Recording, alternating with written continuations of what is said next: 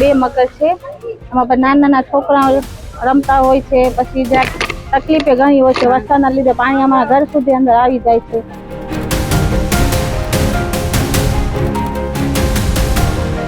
હવે નકરે નાણાંને ક્યાંક છોકરાને કંઈક થાય તો પછી ક્યાં જવું અમને?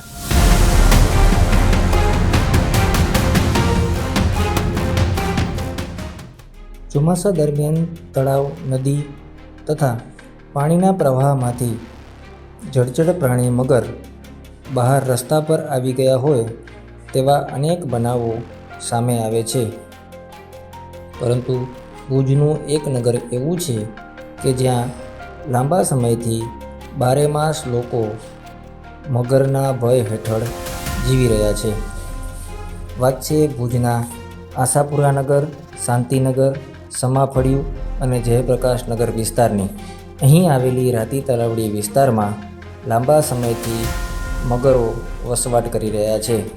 જોકે ગટરના ગંદા પાણીમાં વસવાટ બાદ હવે મગર રહેણાંક વિસ્તારોમાં અવારનવાર ઘૂસી જતા લોકો ભયના ઓથા હેઠળ જીવે છે.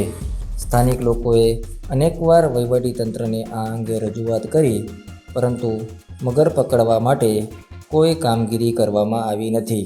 સુપરનગરમાં રાતી તલાવડી ગટર ભરાણી છે, તેમાં કેટલું 2-3 વર્ષથી મગર ભરે છે. પણ હમણાં મગર આજે બહાર નીકળ્યા છે કે અમે ઘરની બહાર જ બેઠો છે. સવારની 7 વાગ્યાથી અમે ફોરેસ્ટમાં રજૂઆત કરી છે, પણ એ હમણાં આવ્યા છે. એ કહે છે કે 8-10 ફૂટ દૂર છે, તો અમે નહીં પકડી શકીએ કે. અને હવે અહીંયા નાના છોકરા સ્કૂલ જાય છે. હવે સ્કૂલમાં એવું કામ છે, હમણાં સ્કૂલનો ટાઈમ છે, શનિવાર છે, 11-11:30 વાગ્યા છે ને મગર બહાર બેઠો છે. હવે નકરે નાણાંને ક્યાંક છોકરાને કંઈક થાય તો પછી ક્યાં જવું અમને? સવારથી 700 થી 800 માણસો આવીને અહીંયા જોઈ ગયા છે. તો રોજ ચાલુ પડી છે અવર જવર કે અહીં મગર છે, છોકરા ક્યાંક સ્કૂલ મોકલવા કે ન મોકલવા. સ્થાનિક લોકો કહે છે કે ભયના ઓઠા હેઠળ લોકો અહીંથી અવર જવર કરે છે, કેમ કે અવારનવાર મગર રસ્તા પર તથા રહેણાંક વિસ્તારોમાં ઘૂસી આવે છે. વારે ઘડીએ મગરો દેખાય છે. વચમાં તો એક જયપ્રકાશનગરની અંદર એક ભાઈના બાથરૂમમાં ઘૂસી ગયો હતો અને નાના છોકરાઓને બહાર નીકળતા બહુ બીક લાગે એવી પરિસ્થિતિ છે. મગર આ વિસ્તારમાં તલાવડીમાં 2 મગર આજે સવારથી પાછા દેખાણા છે અને ઘણા સમયથી આ સમસ્યા છે. 5 થી 6 ફૂટનો મગર છે. એક નાનો છે, એક મોટો છે. અહીંયા ઓછામાં ઓછા 1500 મકાનો છે રાતી તલાવડીની આજુબાજુ, અને નાના છોકરાઓને બહાર મૂકતા બહુ બીક લાગે, કારણ કે કિનારાની આજુબાજુ જ મગર ફરે છે. માંગણી અમે ફોરેસ્ટ ખાતા સાથે રાખી છે કે ભાઈ જેમ બને એમ જલ્દી પકડીને બીજે ક્યાંક એને મૂકી આવે. સ્થાનિકોના કહેવા મુજબ આ વિસ્તારમાં 2 થી વધુ મગરમચ્છો વસવાટ કરે છે, જે અવારનવાર રહેણાંકી વિસ્તારોમાં આવવા સાથે રાતી તળાવડીથી બહાર પણ આવી જાય છે. તેવામાં અહીં રમતા નાના બાળકો તથા મોટા લોકો સાથે ગમે ત્યારે કોઈ અનિચ્છનીય બનાવ બની શકે છે. આજે પણ આ જ વિસ્તારમાં મગર બહાર નીકળી આવતા સ્થાનિક લોકો મોટી સંખ્યામાં એકઠા થઈ ગયા હતા.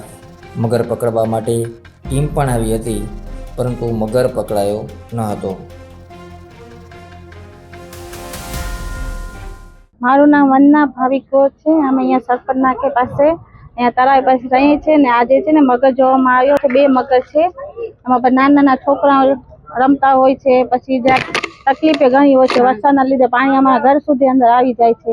કદાચ આવા મગર જેવા બાજુમાં તળાવ છે, બાજુમાં રસ્તા ઉપર હાલી આવે છે મગર. એ પ્રમાણે જ્યાં આગળ પગલાં ભરો તો અમને જ્યાં ટેન્શન ઓછું રહે કે વેકેશન પડી ગયું છે તો આ લોકો નાના છોકરાઓ બિંદાસ રમી શકે.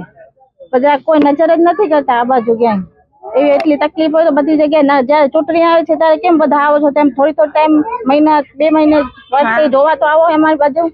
આ વરસાદના પાણી અહીંયા સુધી આવે છે. જનાવર આવી જાય તો અમે શું કરીએ? સાપ નીકળે છે એ તો અહીંયા બાજુમાં આવી જાય છોકરાને. આ 2 મગર દેખાણા છે, તો જ્યાં આગલું પગલું ભરે તો અમને જ્યાં શાંતિ થાય એમ. સ્થાનિક લોકોની માંગ છે કે અવારનવાર આ વિસ્તારમાં મગર દેખાય છે, ત્યારે વન વિભાગ ઝડપથી આ મગરને પાંજરે પૂરી અહીંના લોકોનો ભય દૂર કરે. ઘણા લાંબા સમયથી આ રાતી તળાવની નજીક આવેલા અલગ અલગ વસાહતોના લોકો ડર અનુભવે છે, વારંવારની રજૂઆતો છતાં મગર પકડવા માટે કોઈ નક્કર કામગીરી કરવામાં આવી નથી, ત્યારે બાળકોને મગર કોઈ નુકસાન પહોંચાડે અથવા કોઈ અનિચ્છનીય બનાવ બને તે પહેલાં યોગ્ય કાર્યવાહી થાય તે જરૂરી છે.